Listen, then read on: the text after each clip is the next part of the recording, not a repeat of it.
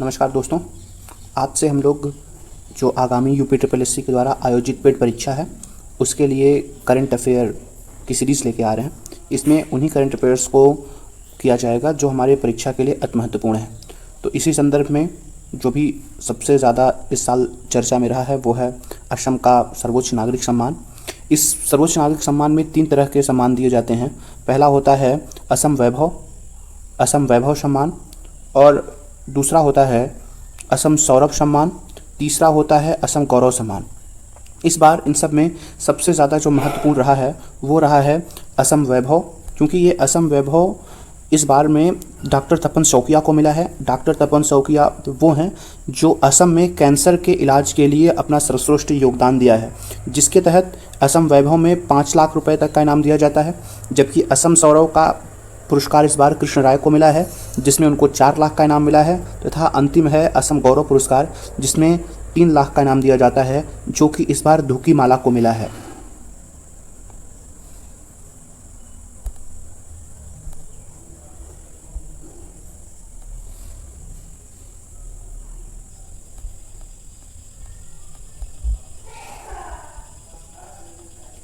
अगला दूसरा इसमें हमारा जो महत्वपूर्ण है संयुक्त राष्ट्र विश्व पर्यावरण पुरस्कार 2023। इस बार यह पुरस्कार उड़ीसा के जग मिशन कार्यक्रम को मिला गया है। कारण क्या है? तो उड़ीसा में झुग्गी में रहने वाले लोगों के जीवन को सशक्त बनाने के लिए यह कार्यक्रम चलाया गया था। अब भारत का इकलौता उड़ीसा ही ऐसा राज्य है जहां पर कोई भी झुग्गी नहीं है, अर्थात उड़ीसा झुग्गी मुक्त राज्य घोषित किया गया है।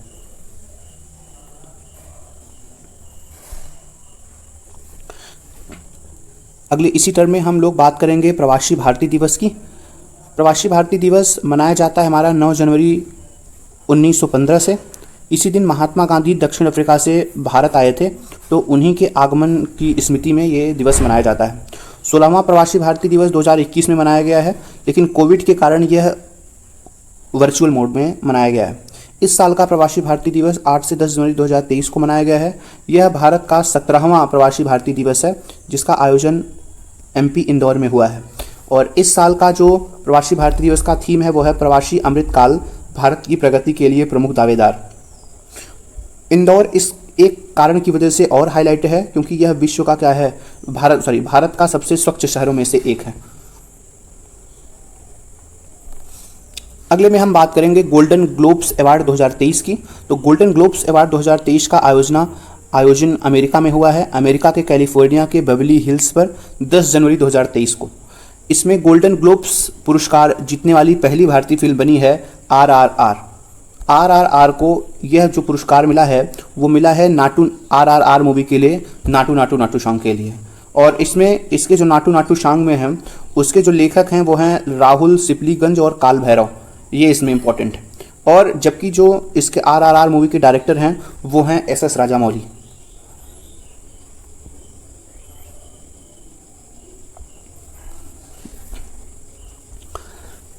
12 जनवरी को भारत में राष्ट्रीय युवा दिवस मनाया जाता है। इस बार 26वां राष्ट्रीय युवा दिवस था। यह स्वामी विवेकानंद की स्मृति में मनाया जाता है। इस बार की थीम है विकसित युवा विकसित भारत, और इस बार का आयोजनकर्ता कर्नाटक था। कर्नाटक के धारवाड़ में इसकी आयोजना हुई है और इसका प्रारंभ हुआ था 1985 से। यह स्वामी विवेकानंद का जन्मदिवस के रूप में मनाया जाता है। 12 जनवरी 1863 को कोलकाता में इनका जन्म हुआ था, जबकि इनकी मृत्यु 4 जुलाई 1902 को वेल्लूर में हुआ था। इनके गुरु हैं रामकृष्ण परमहंस, और उन्हीं के नाम पर इन्होंने एक मिशन की शुरुआत किया था जिसका नाम था रामकृष्ण मिशन। और इन्होंने ही 1893 में शिकागो में प्रथम विश्व धर्म सम्मेलन में भाग लिया था। और इनकी 2 विदेशी फॉलोअर भी हैं, जिसमें नाम है एनी बेसेंट का और नोबल मार्गरेट का। नोबल मार्गरेट का ही नाम बदल करके जिनको सिस्टर निवेदिता के नाम से जाना जाता है।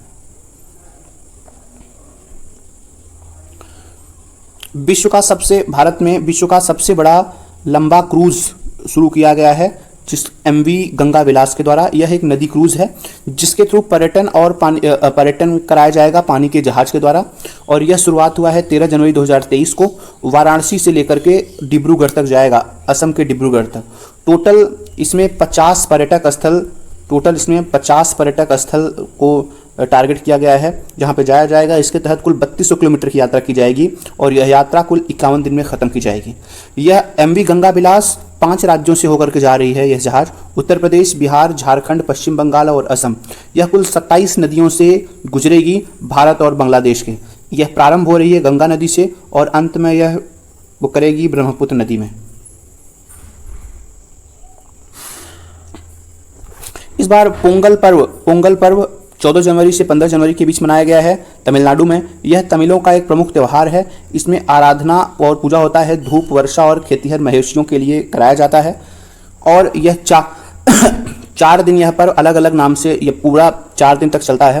तो 4 दिन अलग अलग तरह से मनाया जाता है। यह क्वेश्चन RO के लिए अति महत्वपूर्ण है क्योंकि यह RO में पूछा गया है। तो पहले दिन को कहते हैं भोंगी पोंगल, दूसरे दिन को कहते हैं सूर्य पोंगल, तीसरे दिन को कहते हैं मट्टू पोंगल और चौथे दिन को कहते हैं कानुम पोंगल। पोंगल का अर्थ होता है उफान या विप्लव।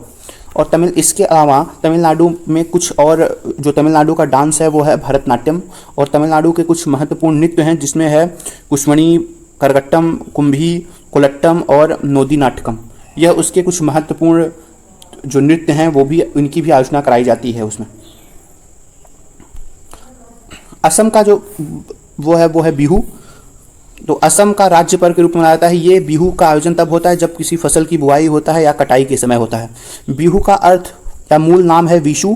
विशु का मतलब होता है पृथ्वी पर शांति एवं समृद्धि। असम के जो लोक नृत्य हैं उसमें जेल गोपाल बिहू, किलगौथा, अंकितानाथ, ये बिचुआ, राजप्पल, लीला, नटपूजा, ये इसके प्रमुख लोक नृत्य कलाकार हैं। अगला टॉपिक है वो है मिस यूनिवर्स 2022 का। मिस यूनिवर्स 2022 का जो अवार्ड मिला है वो इस बार मिला है R. बॉनी गैब्रियल को। ये अमेरिका से हैं। इनको ये इस बार 71वां पुरस्कार मिला है और 2021 में यह पुरस्कार भारत की हरनाज कौर संधू को मिला था। इसका आयोजना लुसियाना अमेरिका में हुआ है। 84 महिलाओं ने इसमें भाग लिया है। 3 भारतीय महिलाओं ने यह पुरस्कार प्राप्त कर चुकी हैं, जिसमें 1994 में सुष्मिता सेन, 2000 में लारा दत्ता और 2021 में हरनाज कौर सिंधु। इस बार भारत की तरफ से निवेदिता राय ने पार्टिसिपेट किया था जिसमें उनको 16वां स्थान मिला था। कुछ इंपॉर्टेंट युद्धाभ्यास जो हुए हैं वो इस बार थोड़े से हाईलाइटेड हैं, तो इनको हम लोग देख लेते हैं। पहले युद्धाभ्यास में बेसिकली जो युद्धाभ्यास हुआ है, एक है पासेक्स हुआ है रूस, भारत और रूस की नौसेना के बीच में। भारत और रूस नौसेना के बीच में एक नया हुआ है जिसे कहते हैं ऑपरेशन सरधवा। तो ये भारतीय सेना के द्वारा किया गया है, भारतीय सेना के द्वारा इसका आयोजना किया गया है। अगला है मिलन 2022। तो ये 40 देशों की नौसेना है, विशाखापट्टनम में इसका आयोजन हुआ है। अगला जो एक्सरसाइज है वो है ईस्टर्न ब्रिज का यह 6वां चरण है। यह भारत और ओमान की वायुसेना मिलकर आयोजित करती है। अगला है कोल्ड रिस्पॉन्स। नाटो जो लोग हैं, नाटो देश के सदस्य हैं, टोटल 27 देशों ने मिलकर के इसका आयोजन किया था जिसका नाम है कोल्ड रिस्पॉन्स। अगला है स्लाइनेक्स 2 शब्द से मिला है। श्रीलंका, SL मतलब श्रीलंका और INS का मतलब होता है India exercise. Sri Lanka India exercise को हम लोग कहते हैं स्लाइनेक्स।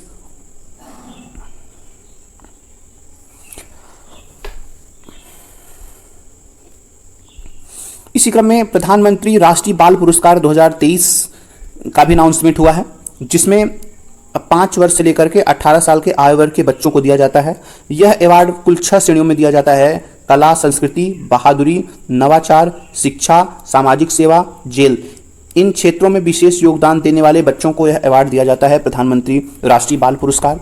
यह इस बार 23 जनवरी 2023 को राष्ट्रपति द्रौपदी मुर्मू के द्वारा दिया गया है। भारत के 11 बच्चों को यह अवार्ड दिया गया है, जिसमें से 6 लड़के हैं और 5 लड़कियां हैं, कुल 11। जबकि 2022 में कुल 29 बच्चों को दिया गया था, 2021 में कुल 32 बच्चों को दिया गया था। इस बार यह मात्र 11 बच्चों को मिला है।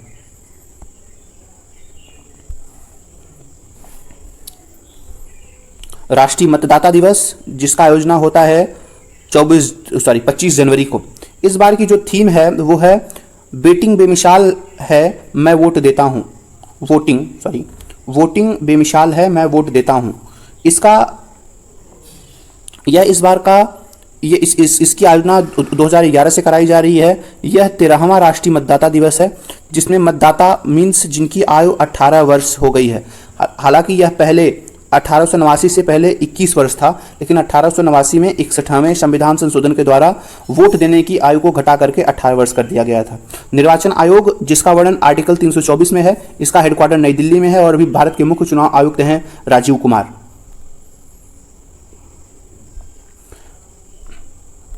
26 जनवरी 2023 को भारत ने इस बार अपना 74वां गणतंत्र दिवस मनाया है। पहला इसी टर्म में आपने इतिहास में पढ़ा होगा कि 1923 को पहला भारत ने स्वाधीनता दिवस मनाया था। इस बार के मुख्य अतिथि रहे हैं मिस्र के राष्ट्रपति अब्दुल फतेह अल CC.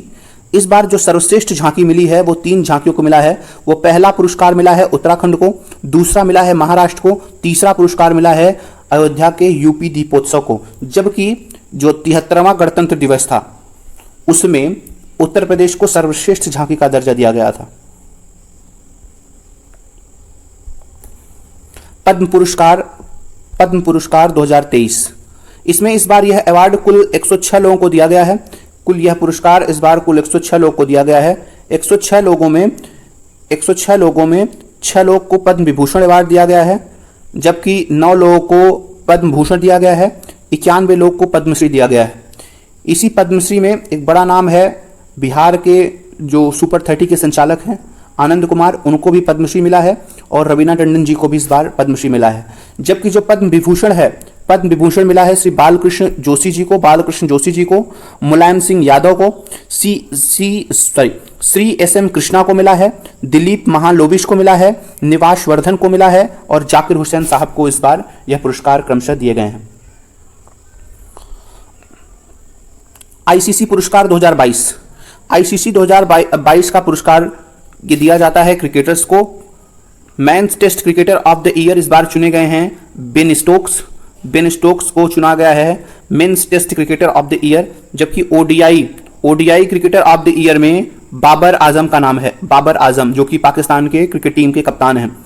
T20 cricketer of the year का अवार्ड मिला है स्काई को 360 यानी कि सूर्य कुमार यादव को, यह अवार्ड मिला है सूर्य कुमार यादव को। जबकि emerging player of the year का अवार्ड मिला है मार्को जैक्सन को, ये दक्षिण अफ्रीका के हैं।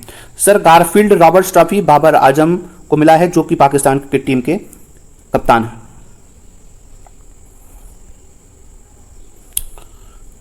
अंडर 19 महिला T20 विश्व कप 2023, इसका आयोजन दक्षिण अफ्रीका ने किया था। कुल 16 टीमों ने भाग लिया है, 41 मैच हुए हैं। फाइनल हुआ है भारत और इंग्लैंड के बीच में, जिसमें विजेता भारत रहा है और इंग्लैंड रहा है इस टीम का उप विजेता। इस अंडर 19 महिला T20 विश्व कप में भारत की तरफ की जो प्लेयर हैं श्वेता सहरावत, इन्होंने सबसे ज्यादा रन बनाया था 297 रन और भारतीय क्रिकेट टीम की कप्तान हैं शेफाली वर्मा।